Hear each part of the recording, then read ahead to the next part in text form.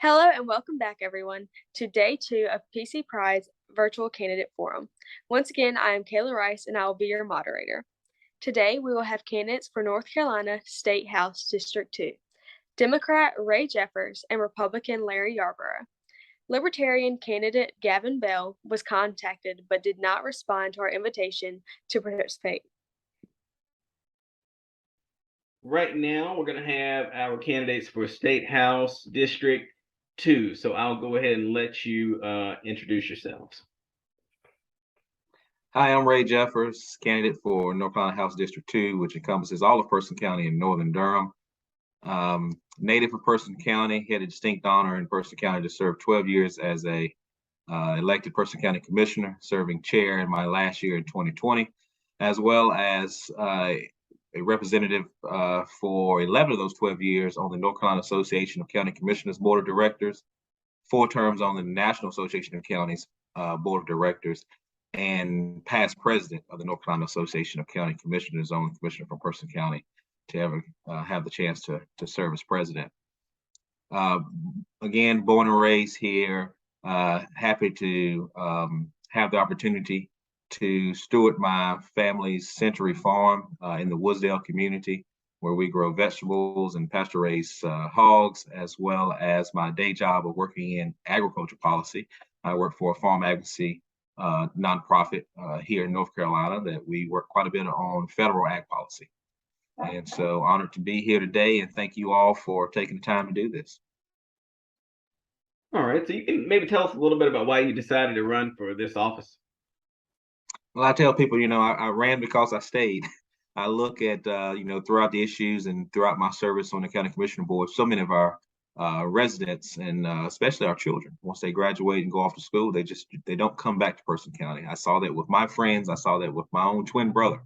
And so I tell people, I ran because I stayed. That's one reason I ran for county commissioner, to do what I can to make Person County a better place to live and work.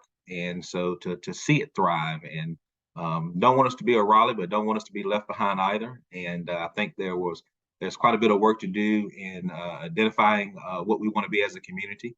And I thought, rather than being one of those that sit back and complain, that I'll hopefully try to be part of the solution.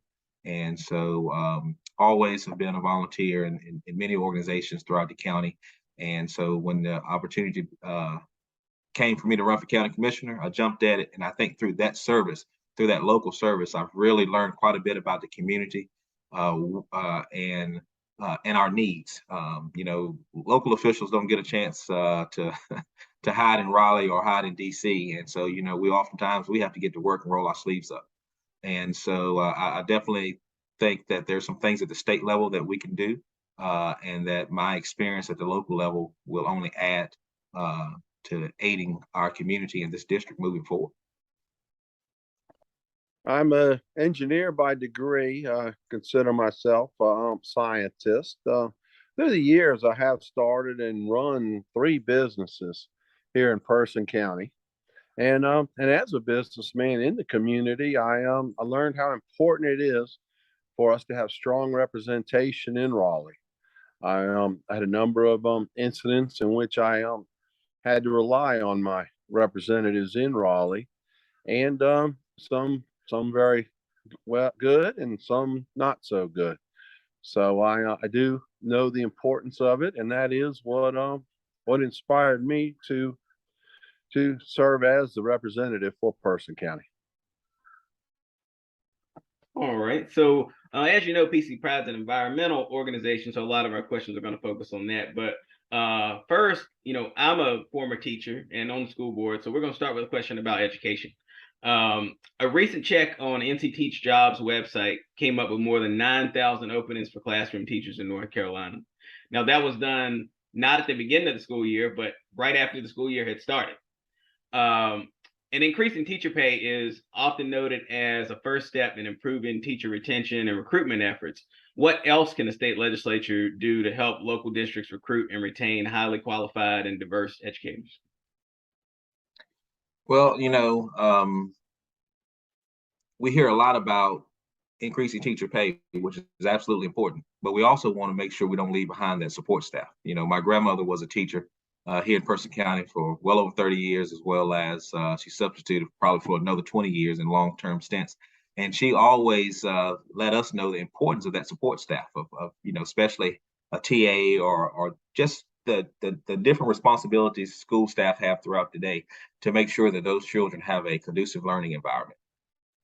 All the way from our custodians to our cafeteria workers, to our TAs, to our teachers, and to our principals. And so, I want to go to Raleigh with that mindset of not, of supporting all of our support staff. And then I think, we need to correct some things that the state did last year. Things like taking away teacher tenure, reinstating master's pay, national board certification pay.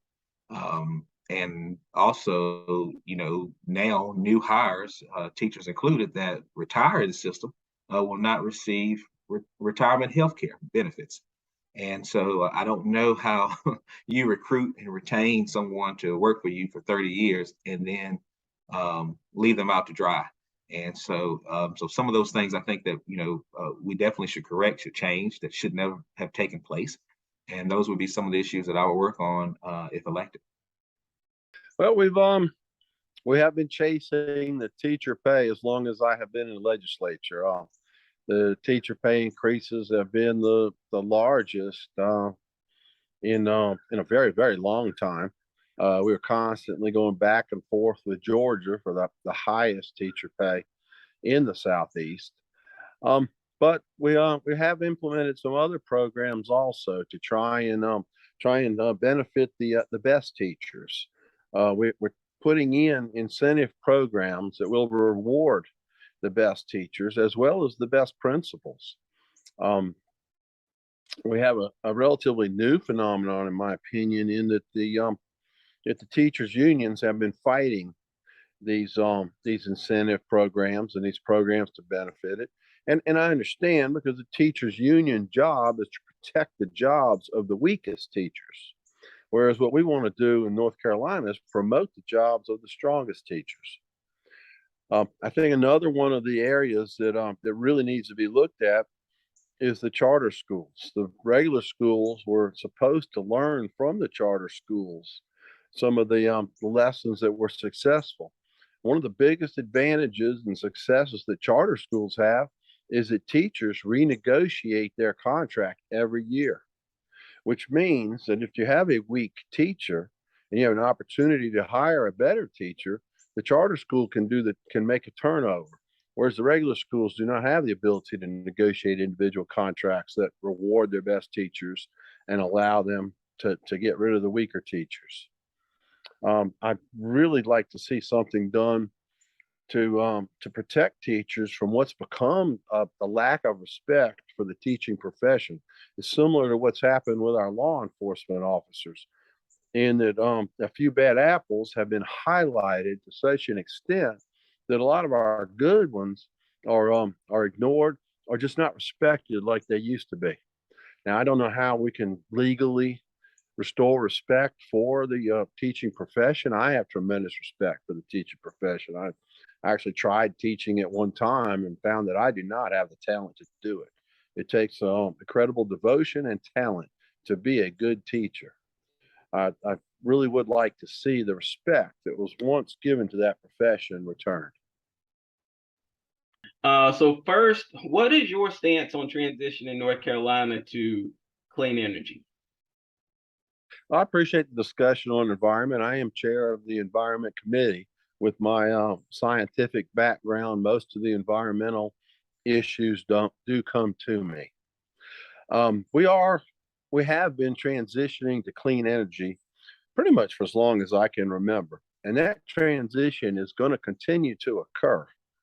I do believe that we are pushing it too hard and too fast right now. This policy that's in place of decreasing the reliance on fossil fuels by decreasing the availability of fossil fuels, while we do not have adequate replacements for the fossil fuels, is hurting a lot of North Carolinians. It's driving up the cost of energy, and it's going to continue to drive up the cost of energy. The only reason the gas has come back in price wise is because the president is pumping out of the Strategic Petroleum Reserve. And how much longer can that last? We are on a trajectory right now to where energy is going to become an expensive luxury item that is only for the rich. And the people that are going to suffer the most, and frankly are suffering already, are our poorest citizens that need the energy just to go to work and just to feed their family. And this is also transitioning into the higher price for food. It takes energy to produce food, and we have to produce food at a massive level in order to feed our growing country and our growing world. So while we are transitioning to clean energy, I do think we need to slow down this transition some. We've got to do something, right? I mean, you know, we want this. We want. I want my community to be here for you know, my nieces and nephews and you know, my stepchildren, their children for years and years and years to come. And so we can't do that if we don't take care of it. And so I think there's many ways that we could do that better. I think we have to be a little more climate smart and make sure that we're fighting for legislation or implementing legislation that will do that. All right. So moving on to a topic that has kind of been in the news recently, PFAS. And so PFAS is a man-made chemical compound that's found in a number of different things like firefighting foam, household cleaning products, non-stick pans, paint, and sometimes it's called a forever chemical because it's so resistant to breaking down. But it's known to cause things like cancer, liver damage, and increased risk of asthma and thyroid disease. So do you support the bill to hold PFAS polluters liable for cleanup of contaminated areas? Absolutely. You know, we want our companies to be good corporate partners, especially to our communities, and many of them are. But that does not negate the fact that that they don't have responsibility. And so when these type of things happen, they must take responsibility, just like you and I in our individual lives. And so, so if they're responsible, polluting these communities, then absolutely, I will support them in having to take care of that cleanup. As chair of the Environment Committee, that bill did come before my committee, and I got a chance to study it very closely. And it is a complicated issue in that it is a specific bill to help the city of Wilmington. And what happened is when the Gen X was discovered in the water supply in Wilmington, the city of Wilmington took action to upgrade their water treatment plant to the tune of millions of dollars. At the same time, the Chemours plant that had been producing the chemical, and it was discovered that the chemical was just on the grounds around the plant, they also spent millions of dollars to remove the PFAS from the river. So here we are today, in which the PFAS chemicals from the Chemours plant are no longer in the river. For all practical purposes, the river has been cleaned up, but the city of Wilmington wants to recover the money that they used to upgrade their water treatment plant. This becomes a real precedent for the state of North Carolina, in that can we require every company that's located near a city to pay for upgrading their water treatment plants? Water treatment plant upgrades is a huge issue statewide. Here in Roxborough, we need to upgrade our water treatment plant, and the cost of water and sewage is going up, and it's being borne by the taxpayers that are buying the water and sewer, the ones that are using the water and sewer. If we turn around and force Chemours to spend the money to upgrade Wilmington's, it is a dangerous precedent. So and on the other side of it, the people of Wilmington are going to benefit from this upgraded water and sewer treatment plant. Everybody wants clean water. Everybody wants cleaner water. And each municipality is going to be continuously pursuing cleaner water. So this specific circumstance of making Chemours pay for Wilmington's water treatment upgrades is a very tricky one. And I can't really say I'm for it or against it right now. All right, so this next question does pertain to the environment, but it also is related to some other topics as well. And that question is, how would you ensure that marginalized communities in North Carolina are protected? And now a lot of times when people hear marginalized, right away they think of racial minorities, but we're not just referring to that. We're referring to women's reproductive rights, poor communities that are being that need protection from industrial polluters, the voting rights of minorities. What are you going to do to ensure that marginalized communities in North Carolina are being protected? Well, I do believe that everyone is equal under the law. And as the representative, I have done what I can for all of the communities within our district. I do not treat any one district as less represented or more represented than the other. I do believe on voting rights. The best way to ensure voting rights is to see that everyone has the opportunity to vote, but has the opportunity to vote only once.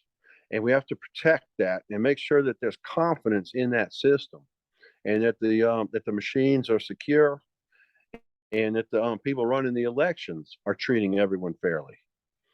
The response to industrial polluters, I think we have an excellent record on that, protecting all communities. When the Gen X was discovered in the Cape Fear River, we acted very quickly to provide drinking water and filters to the people that were affected by that. It didn't matter what the community was. The people were responded to and protected. Here closer to home, when they had the coal ash spill over in Reedsville, action was taken pretty much immediately to protect people on the Dan River from any of the effects of that coal spill. So I think we have a good record on taking care of things. All right, so as a follow-up to that, well, where do you stand on the issue of women's reproductive rights? I have thought long and hard, and I cannot tell you when life begins. Only God can tell you when life begins. So I do feel like we have to assume that it's a human life from the very beginning. And I do believe that every human life has the right to life, liberty, and the pursuit of happiness. Now, I understand that there are special circumstances, rape, incest, choices between the mother's life and the baby's life. And those do occur, and I'm understanding of that. I also understand that I have a large number of good people in my community that I represent that believe that there should be legal abortion early in the pregnancy process, and I can take that into consideration. In Europe, the most countries, the limit is 12 weeks. So I would see that as the starting point of a discussion on how we can have illegal abortions, but not kill the baby the last resort. It should not be the first resort. I do not agree with the Democrat Party position of unlimited abortions right up to and including birth. That's wrong. But I am open to more discussions and compromise on finding a way to make aborting a baby the last resort. Being that liaison, Jason, from the state to that community, oftentimes many of these communities don't know who their elected representatives are, let alone what they're talking about or the things that are looking to be passed at that level. And so, I prided myself on constituent services as a commissioner, really going to the people, working throughout the community, and keeping my ear to the ground as well as sharing information that they may not be aware of. And there is a lot of bad legislation that has been introduced at the state legislature in the past few years. And so, I would hold to that. I'm not going to be someone that's just going to sit in Raleigh all day. I want to continue my work throughout the community as I have as an elected official, as well as I have as out of office. And I will continue to do that because, voting rights, women for reproductive rights, we know those things are at stake. And so the folks that will be affected definitely need to know that, and they need to share their opinion.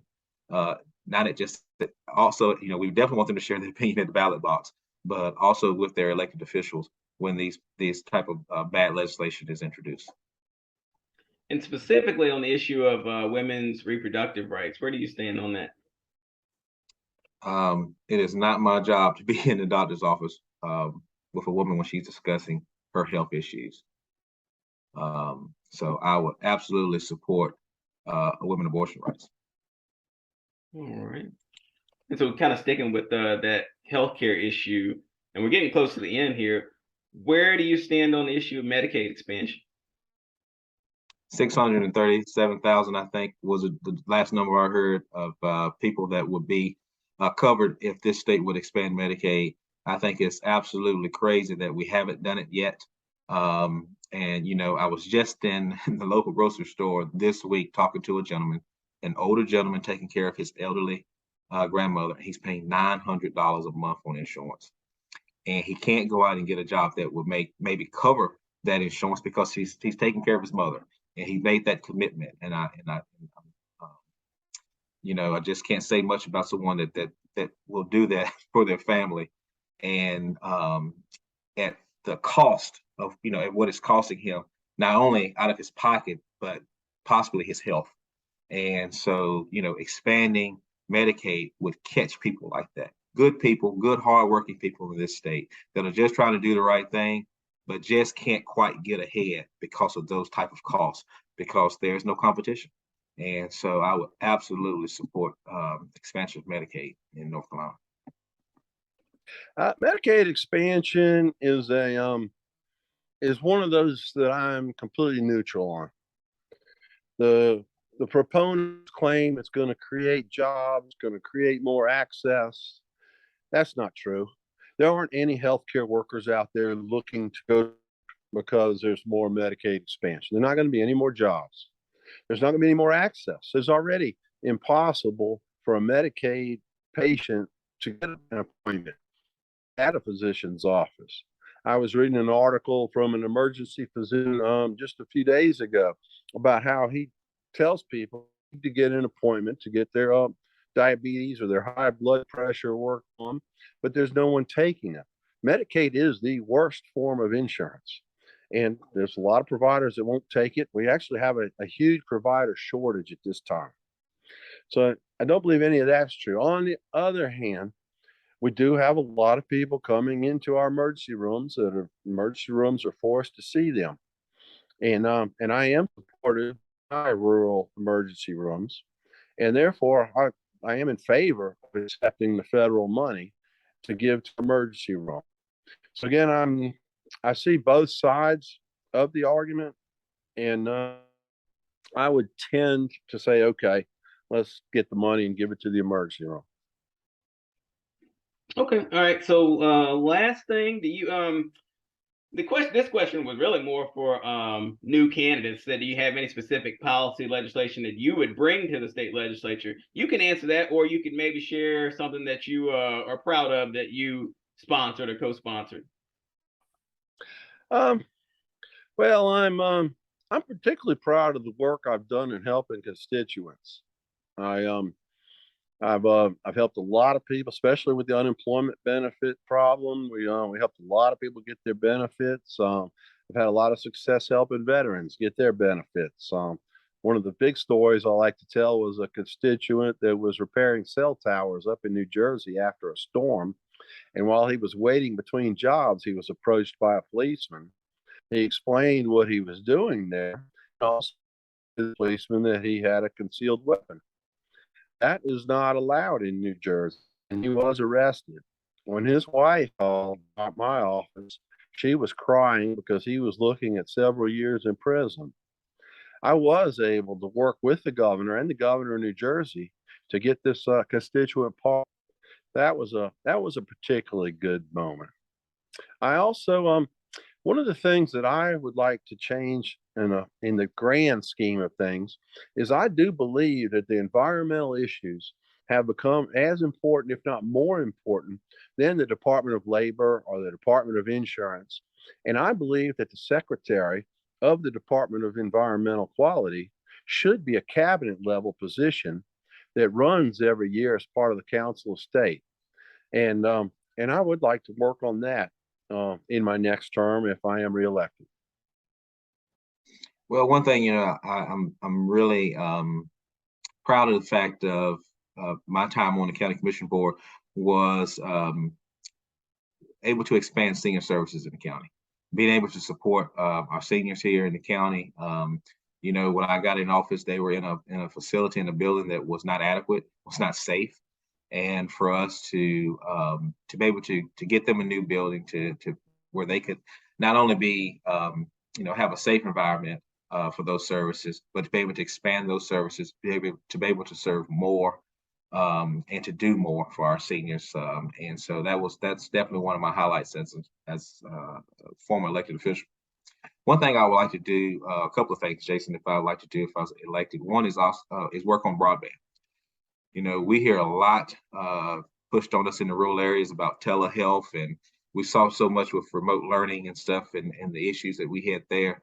But we can't have those things in the rural areas if we don't have access.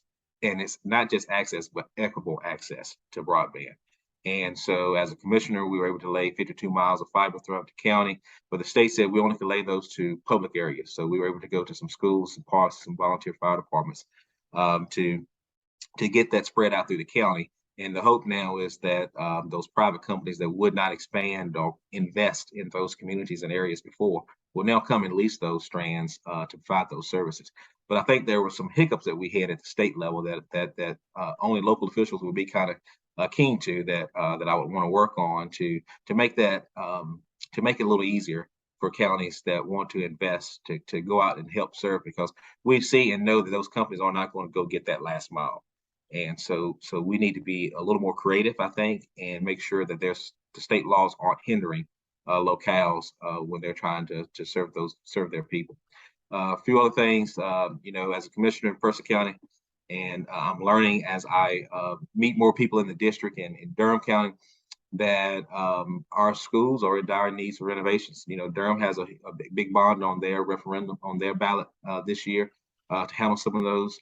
As when I was a county commissioner, the school board presented us with a needs-based assessment that was, we have schools that's 50, 70 years old. So you can imagine what that, and as a school board member, what those needs are. And so, there's some things that I think the state can help with. One being making our needs-based public school capital fund a little more equitable and also open it up for renovations and improvements, not just for new construction, because many rural areas like us who may not have the growing school-age populations to build new schools, we still need to keep and improve and renovate the schools that we have so those kids still have a conducive learning environment. And so those are a few things. Hey, what about eliminating the match for those funds for Tier 1 and Tier 2 counties, both of which Mercer County has been in the past? And so I think there's some things that that we can be a little more creative, that sometimes our legislators who have not served at the local level, be it school board, city council, or county commissioner, they don't get. And these are things that I get. These are things that I want to take to Raleigh with me to not only move the state forward, but move this district forward. All right, so we've reached the end of our questions. Now I'll give you a chance to make a closing statement and speak to the voters directly. Well, first, thank PC Pride for taking this opportunity to give people an avenue to learn about the folks that's looking to represent them. Like I said, I've had a distinct honor to represent my community the last 14 years, 12 as an elected official, last 2 still chair of our DSS board, and serving on several boards throughout the state and the county. And I will just be honored to go to Raleigh to represent this district.